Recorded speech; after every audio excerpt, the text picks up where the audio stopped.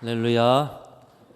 우리 찬양은 하나님 앞에 함께 올려드리는 겁니다. 우리 하나님 앞에 올려드리는 마음으로 박수도 치는 거죠. 우리 다시 한번 힘차게 박수 올리겠습니다. 오늘 찬양은 우리 김명석 장로님이 시편 95편을 묵상하다 주신 영감으로 지은 찬양입니다. 얼마나 감사합니까? 지휘자가 지은 찬양을 함께 찬양대가 부르고 우리는 그 곡 새 노래로 하나님 앞에 올려드리는 그 곡을 또 지금 함께 묵상하며 고백하며 올려드리고 있습니다. 우리 교회는 이렇게 행복한 교회인 줄로 믿습니다. 그 행복을 가지고 회복포유의 여정으로 나가고 있는데 우리 옆에 분들 바라보면서 회복포유합시다. 사랑합니다. 축복합니다. 한번 인사하겠습니다.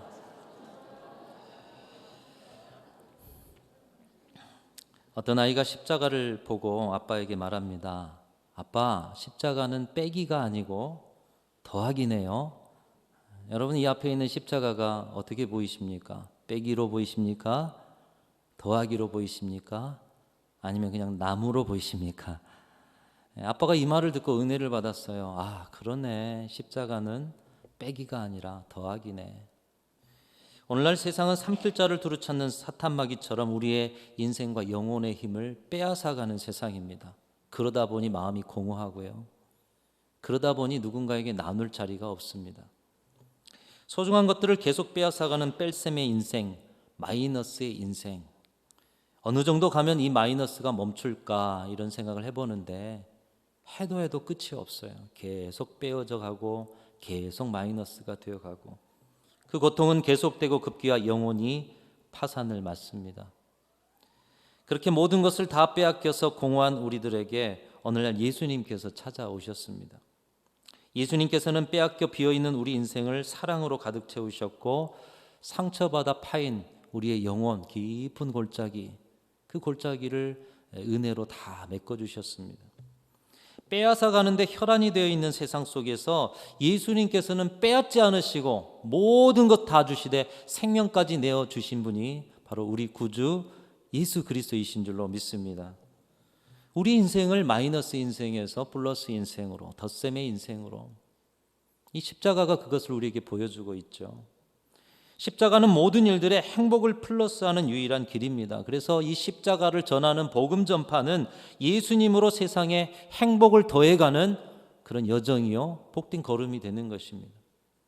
우리가 회복포유의 여정에 하고 있는 일이 바로 그것입니다. 여러분도 행복을 더해가는 일이요, 또 행복을 잃어가는 뺄셈의 인생들에게 찾아가서 예수님으로 행복을 더해주는 덧셈의 인생으로 세워가는 것이 회복포유의 여정이요, 복음 전파의 여정인 줄로 믿습니다.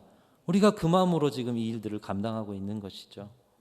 사랑하는 성도 여러분, 먼저는 여러분이, 그리고 여러분을 통해서 그 누군가가 예수님으로 덧셈의 인생, 행복이 플러스 되는 인생, 그래서 하나님이 주신 은혜와 행복이 넘쳐나는 그런 이번 가을과 추수감사 주일이 될 수 있기를 주님의 이름으로 축원합니다. 이 행복을 더해가는 과정을 네 가지로 정리해 볼 수가 있는데요. 한번 따라하겠습니다. 은혜, 감사, 사명, 열매. 기억하시겠습니까? 우리 한 번 더 해보겠습니다. 시작. 은혜, 감사, 사명, 열매. 바로 이 과정이 행복을 더해가는 순서인 것이에요. 이 순서가 참 중요합니다. 오늘 이 네 가지 과정에 행복을 더해가는 이 비결을 가슴에 새기시고요. 여러분이 언제나 내가 지금 행복하지 않다 생각하면 어디서부터 출발해요? 은혜, 그 다음에 감사, 사명, 그 다음에 열매, 이렇게 맺혀져 가는 거예요. 자, 첫 번째로 우리 신앙과 인생의 행복을 더해가는 그 첫 번째 과정은 은혜를 깨닫는 것입니다. 은혜를 깨닫는 것. 은혜를 깨닫는 자만이 행복을 누릴 수가 있습니다. 은혜만 깨달을 수 있다면 감사, 사명, 열매, 그리고 그 가운데 주시는 행복은 자연스럽게 따라오는 것입니다. 우리는 우리 신앙의 출발이 은혜임을 분명하게 알아야 합니다. 은혜임을 알아야 한다는 거예요. 여러분, 은혜가 무엇입니까? 나는 받을 자격이 없는데, 나는 여러 가지 일들에 있어서 아무 공로도 없는데 하나님께서 값없이 그저 주셨다라고 고백하는 것이 은혜인 것입니다. 오늘 사도 바울도 고백하고 있습니다. 내가 나된 것은 하나님의 은혜로 된 것이다. 여러분, 사도 바울처럼 정말 열정적이고 하나님 앞에 자신의 인생을 드리면서 주의 일들을 감당한 사람 별로 없습니다. 사도 바울의 견줄 사람이 많지가 않아요. 그럼에도 사도 바울은 이렇게 고백하고 있습니다. 나의 나된 것은 무엇으로 됐어요? 하나님의 은혜로 된 것이다. 저와 여러분의 고백도 이 고백이 매일 매 순간마다 하나님 앞에 올려 드려지실 수 있기를 주님의 이름으로 축원합니다. 내가 나된 것은 하나님의 은혜로 된 것이다.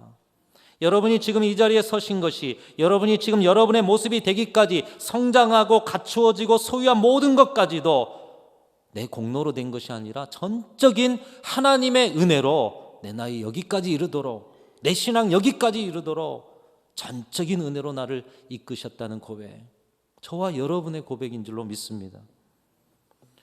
우리에게 진정한 행복이 어디로부터 오느냐? 때때로 너무 힘들고 상황이 좋지 않을지라도 고백할 작은 은혜만을 발견할 수 있다면 거기서부터 행복이 시작된다는 거예요. 은혜를 발견하고 은혜를 깨닫고 은혜를 고백할 수만 있다면 행복이 시작되는 것입니다. 여러분이 예수님을 믿고 믿음 가운데 이 자리에서 예배하고 찬양하고 있는 것만도 가만히 생각해 보십시오. 그냥 오늘 당연하게 예배 드리는 것인가? 아니면 오늘 또 내가 은혜를 입고 있는 것인가? 조금만 생각해 보면 우리가 은혜 안에 있다는 것을 깨닫게 되는 것입니다. 우리의 믿음도 상식적으로는 도저히 가질 수 없는 믿음임을 우리는 금방 알게 되는 것이죠. 세상의 상식으로 어떻게 하나님이 인간의 몸을 입고 오며, 세상의 상식으로 어떻게 동정녀가 아이를 갖게 되며, 세상의 상식으로 죽은 자가 어떻게 살아날 수가 있겠습니까? 그런데 저와 여러분은 이 말도 안 되는 상식으로 이해가 안 되는 것을 믿고 있는 줄로 믿습니다. 믿어지는 거예요.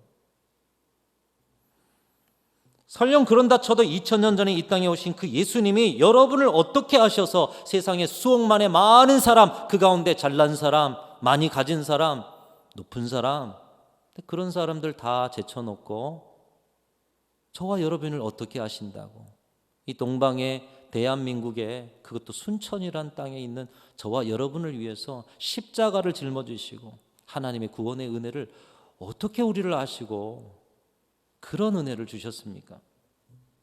여러분, 예수님께 밥 한 끼 사셨습니까? 예수님께 발 한 번 씻겨 드리셨습니까? 아무런 상관없는 나를 위해서 죽어주시고 예수님을 믿게 하시고 우리에게 영원한 생명, 영원한 행복을 주신 분이 우리 구주 예수 그리스도이신 줄로 믿습니다. 오늘 이 믿음을 우리가 가졌기에 이 아침에 예배하고 있어요.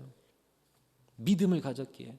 근데 이 믿음이 하나님의 선물입니다. 믿고자 해도 믿어지지 않은 사람들이 얼마나 많습니까? 그 은혜를 값없이 받은 사람들만이 믿음을 고백하고 오늘 또 믿음 안에 예배하고 있는 것입니다. 이렇게 우리의 신앙과 행복의 출발은 하나님의 은혜로부터 시작되고 하나님의 은혜를 깨닫는 것으로부터 시작된다는 것을 우리는 잊지 않아야 한다는 거예요. 우리의 노력과 수고로 되어진 것이 아니라 하나님의 은혜로 되어진 것임을 여러분 오늘 또 가슴에 신비에 새기고 은혜를 고백하시는 저와 여러분 되시기를 간절히 소망합니다. 회복포위의 여정, 행복을 더해가는 여정은 내게 주신 하나님의 은혜가 얼마나 큰가, 여기에서부터 시작된다는 것이에요. 내게 주신 하나님의 은혜가 얼마나 큰 것인지 가슴 깊이 되새김질하지 못한 채 내 노력과 수고로 애쓴다면 그것은 결국 나의 공로, 나의 자랑, 나의 의, 내 만족, 하나님 없어도 되는 신앙생활, 예수님 없어도 되는 신앙생활이 되어진다는 것이에요. 여러분, 예수님 없는 신앙생활인데 어떻게 예수쟁이가 돼요? 여러분, 은혜가 앞서지 않으면 결코 행복해질 수가 없는 것입니다. 옛날 어느 마을에 할아버지 한 분이 홀로 살고 계셨습니다. 하루는 그 할아버지가 놀이터에 의자에 앉아서 고독하고 외롭게 그 의자에 앉아서 홀로 쉬고 계셨어요. 근데 동네 꼬마들이 놀이터에서 놀다가 할아버지를 보니까 달려와서 할아버지 옛날 이야기 하나 해주세요. 할아버지가 무슨 이야기 해줄까 하다가 이야기를 시작합니다. 옛날 어떤 마을에 한 청년이 살고 있었어. 그런데 그 청년은 옆 동네에 아리따운 처녀를 사랑했단다.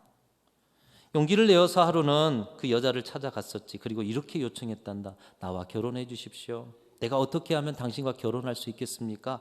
그것을 좀 가르쳐 주세요. 그러자 그 여자는 얼굴을 붉히면서 이렇게 대답했단다. 제게는 아무것도 필요가 없습니다. 그저 2마리의 말과 5마리의 소만 준비되면 언제라도 오십시오. 그러면 제가 기꺼이 댁과 결혼하겠습니다.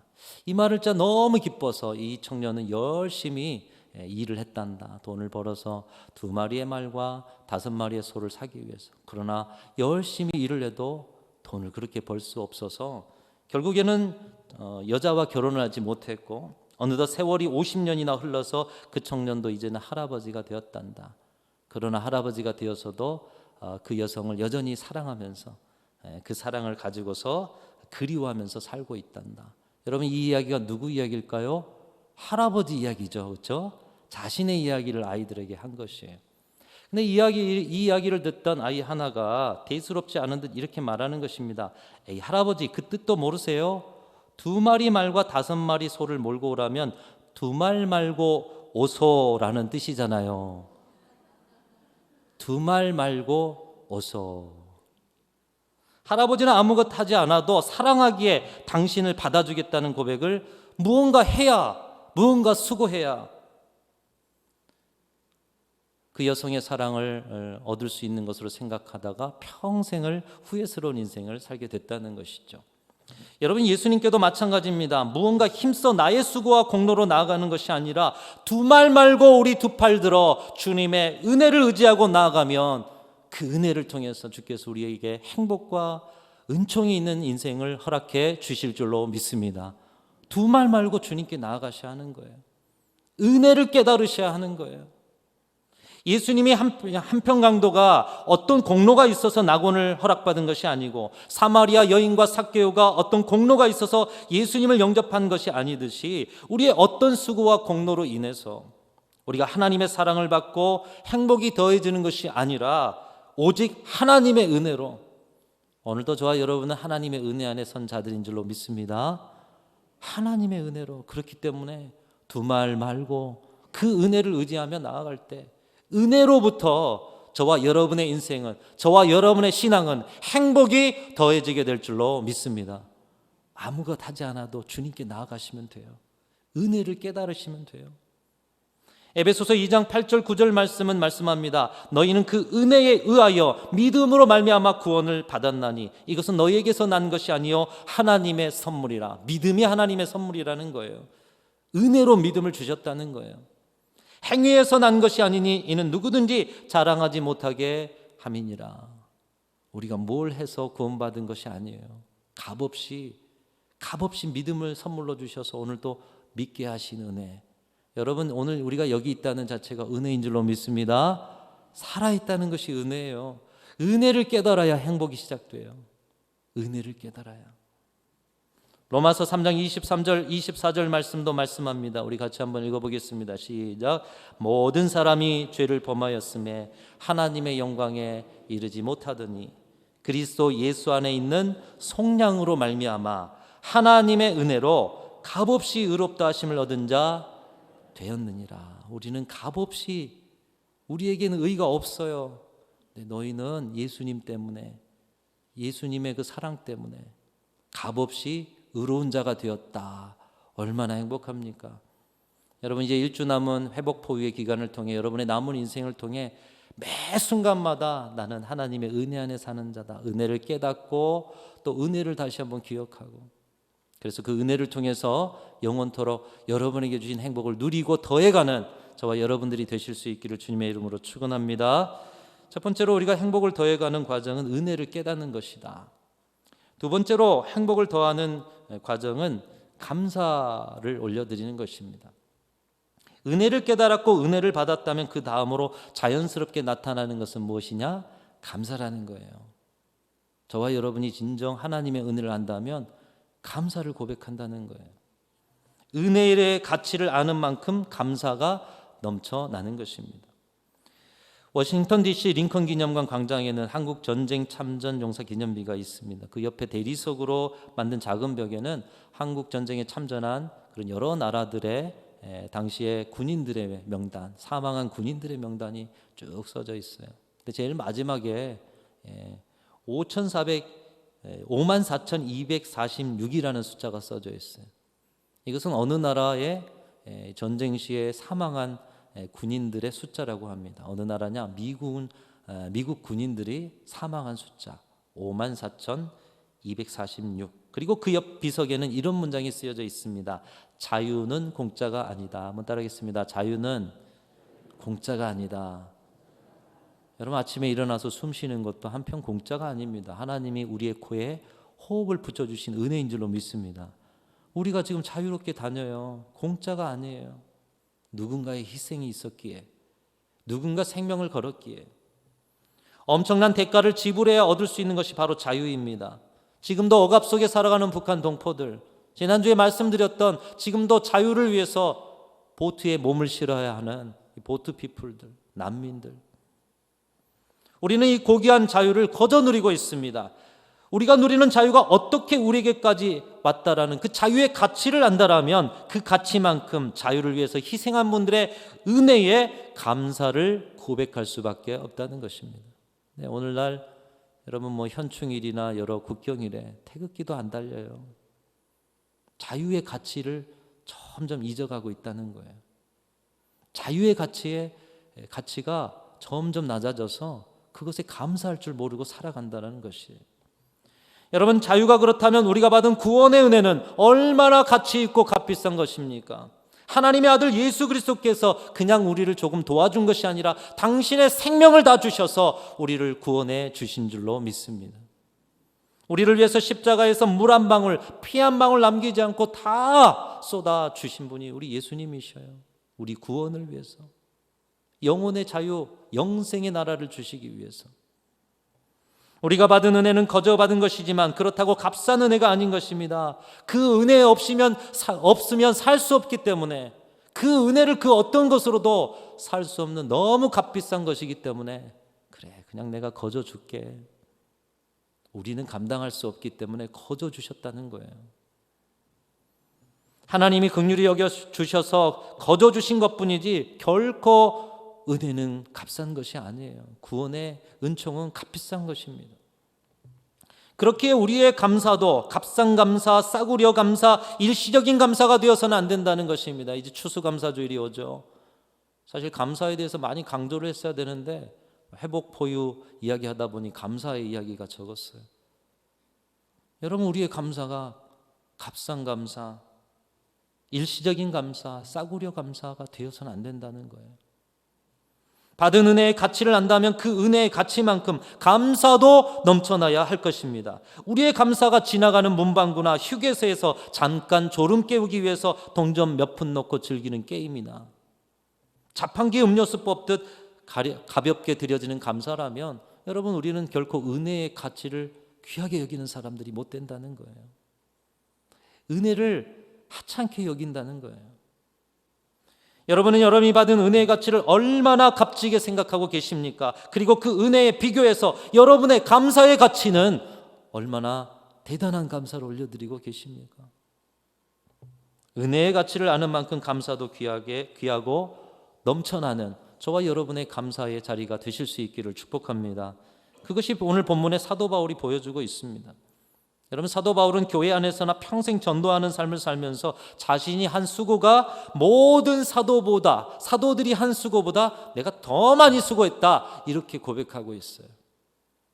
왜 사도 바울은 늦게 예수님을 알게 되었음에도 예수님의 직속 제자, 그 제자들보다 그들의 수고보다 더한 수고를 하나님 앞에 올려드렸습니까? 누가 시킨 일입니까? 아니면 자신의 이름이 드러나는 일입니까? 그는 스스로 자신이 받은 은혜가 다른 사람들보다 더 값지고 더 큰 은혜였음을 깨닫고 더 큰 은혜를 믿음으로 고백하였기 때문인 것입니다. 만삭도 되지 못한 그렇게 태어난 나 같은 자를, 어떻게 하면 이미 죽었을 법한 나를 하나님이 돌이키셔서 구원하실 뿐만 아니라 이 귀한 직분을 맡겨주심에 감사하면서 다른 사람들보다 더 많이 수고하였다, 이렇게 고백하고 있는 거예요. 다른 사람들이 받은 은혜보다 더 큰 은혜라고 믿었기 때문에 다른 사람들보다 더 큰 감사를 하고자 했고, 그의 감사는 다른 사도들보다 그 어떤 사람보다 더 큰 수고를 통해서 하나님 앞에 올려드려지게 되었다는 것이에요. 은혜의 가치를 안다면 그 가치만큼 감사를 올려드리고, 또 그런 감사를 올려드리는 자는 그 어떤 누구보다도 더 큰 수고를 하게 되어 있다. 여러분, 우리는 여기에서 세 번째 행복을 더하는 비결을 발견합니다. 감사는 머릿속에서만 하는 것이 아니라 수고로 나타난다라는 거예요. 감사는 입술로만 하는 것이 아니라 수고로 나타난다라는 것이에요. 은혜를 깨닫고 은혜에 감사한 마음이 넘치면 감사는 수고로 나타나는 것입니다. 그리고 이 수고를 신앙적인 용어로 표현하면 사명이다, 이렇게 표현할 수가 있어요. 그래서 은혜, 감사, 사명, 그 다음에 열매, 이렇게 나아가는 것이에요. 하나님께서 내게 주신 은혜에 감사함으로 나도 다른 영혼들을 향해서 은혜에 빚진 심정으로 하나님을 위해서 수고를 감당하는 것이 사명인 것입니다. 여러분, 오늘 우리 찬양대 찬양이 좋은 샘플이에요. 김명석 장로님이 얼마나 세상에 성가곡들이 많겠어요. 또 그거 다 줄줄줄 외우고 계시면 그거 그냥 하면 돼요. 근데 오늘 또 하나님의 은혜에 감사하고 그 감사의 마음이 넘치고 그 감사를 표현하기 위해서 수고하고 애쓰고 밤새고 그러면서 곡을 하나하나 지어서 또 찬양대원들을 훈련시키고 함께하면서 우리가 하나님 앞에 올려드리는 이 예배의 찬양으로 올려드리는 수고, 은혜의 가치를 아는 자, 감사가 그 가치만큼 올려드려지고 감사하는 자, 그 감사의 분량만큼 수고하게 되어 있다. 사명 감당하게 되어 있다. 여러분, 우리가 사명을 감당하는 것 그저 무작정 강요하고 짜내고 분담해서 일하는 것이 아니라 은혜로부터 시작하는 거예요. 그 은혜의 마음을 감사로 표현하고 결국 그 감사의 자리를 사명으로 표현해내는 자리, 여러분 그 자리에 왜 열매가 맺히지 않겠습니까? 아일랜드의 코크라는 곳에 있었던 일입니다. 빌딩 4층에서 어떤 사람이 일을 하고 있어요. 아마도 뭐 창문을 닦고 있는지 공사를 하고 있어요. 사람들이 밑에서 보니까 참 신기해요. 저 외주를 타면서 어렵게 저기에서 어떻게 하지? 밑에서 보고 있었어요. 그런데 갑자기 사람들이 그 자리를 피하는 거예요. 이 4층에서 일하던 사람이 발을 헛디뎌 가지고 밑으로 뚝 떨어진 것입니다. 다른 사람들은 다 피했는데, 그런데 한 사람은 피하지를 않았습니다. 그는 떨어지는 사람을 향해서 두 팔을 벌려 힘껏 그 사람을 받았습니다. 다행히도 떨어진 사람은 어떻게 됐을까요? 받았으니까 그냥 철과상만 입고 생명을 건지게 됐어요. 근데 밑에 받았던 사람은 그 떨어진 사람의 무게 때문에 두 팔이 다 부러져서 장애자가 된 거예요. 평생 불구로 살아야 했습니다. 감사하게도 떨어진 사람이 불구된 이 생명의 은인을 평생토록 돌봐 주었다고 합니다. 여러분, 만약에 떨어진 사람이 자기를 구해준 사람에게 고맙습니다, 그냥 인사만 남기고 가버렸다면 어떻게 되겠습니까? 이것이 생명을 건져준 은인에 대한 감사가 되겠습니까? 저를 받아주셔서 살려주셔서 감사해요. 그리고 가버려요. 감사입니까? 단지 인사말 정도로 끝나서는 안 될 것입니다. 생명을 건져준 은인, 그 은인에 대한 감사. 더군다나 자신 때문에 평생 불구로 살아가야 한다면 자기의 생명의 대가가 얼마나 큰지를 보면서 그냥 인사말만 건네고 가는 것이 감사이겠습니까? 여러분, 감사는 받은 은혜가 얼마나 큰지 깨달은 만큼 표현되어지게 되어 있다는 거예요. 이 사람의 팔이 부러지고 인생을 다 망가뜨릴 만큼 내 생명을 그렇게 건져 주었구나. 그것이 깨달아졌다면 나도 이 사람을 위해서 내 인생의 일부를, 그 고통을 함께하는 자리에 내어줘야 되겠구나. 떨어진 사람의 형편이 좋지 않더라도 자신 때문에 평생 불구로 살아가야 하는 그 사람의 고통을 함께 짊어지는 수고, 그 수고를 기쁨으로 감당하는 것까지가 진정한 감사일 것입니다. 여러분, 우리는 어떤 은혜를 받았습니까? 그 은혜만큼 감사의 삶을 살고 있습니까? 죄로 인해서 지옥에 떨어질 우리인의 인생인데요, 죄 때문에 지옥에 떨어질 우리 인생을 떠받친 분이 누구이십니까? 우리 구주 예수 그리스도이신 거예요. 그분이 우리 인생을 떠받치기 위해서 오늘 두 팔만 부러졌겠어요? 뼈가 으스러지고 물과 피를 다 쏟고 만신창이가 되어 십자가에서 죽음을 당하신 예수, 여러분의 인생을 떠받치기 위해서 모든 것을 다 주셨던 예수, 우리의 남은 생에 어떤 수고로 감사를 표현하고 그 은혜를 갚을 수가 있겠습니까? 진정 그 은혜의 가치를 안다면 감사하고, 진정한 감사는 그 감사에 대한 수고의 자리가 있어야 한다는 거예요. 바로 그 자리에 열매가 맺히게 되는 것입니다. 사랑하는 성도 여러분, 감사한 만큼 사명의 자리로 나아가시는 귀한 성도들이 되시기를 축복합니다. 오늘 이제 회복포유에 일주일 남겨놓고 주께서 말씀을 주셨습니다. 십자가의 그 덧셈의 인생, 행복의 은혜를 플러스해 가는 그런 인생으로 살아가는 과정은 네 가지로 표현되고 있어요. 가장 중요하고 행복의 절반 이상의 비중이 되는, 먼저는 은혜를 깨닫는 일이 시작되어야 한다는 거예요. 그리고 은혜를 깨달았으면 은혜의 가치만큼 감사를 올려드리고, 이 감사의 진정한 감사는 수고의 자리, 사명의 자리로 나아가는 것이고, 그 사명의 자리에 나아갈 때 주께서 행복과 인생의 열매를 더해 주신다. 오늘 주신 말씀 의지하고 여러분의 인생에 행복을 더해 가시기를 축복합니다. 회복포유 일주일 남았습니다.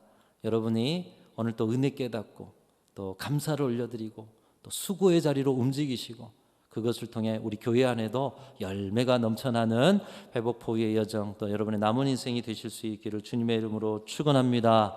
하나님 아버지, 감사합니다. 죽을 수밖에 없는 저희들, 인생의 모든 것들을 떠받치셔서 십자가에 달려 죽으시고 살려주신 은혜를 입었건만 과연 저희의 감사는 진정한 감사로 올려드려지고 있는가 점검합니다. 주신 말씀처럼 은혜를 깊이 깨닫고 은혜의 가치만큼 살아내는 저희들이 되게 하여 주시옵소서. 순천중앙교회 회복포유의 여정에 다시 한번 우리 모두에게 뺄셈이 아닌 덧셈에 행복이 넘쳐나는 우리 교회와 성도로 세워지게 하여 주옵소서. 우리 구주 예수 그리스도의 이름으로 간절히 기도하옵나이다. 아멘.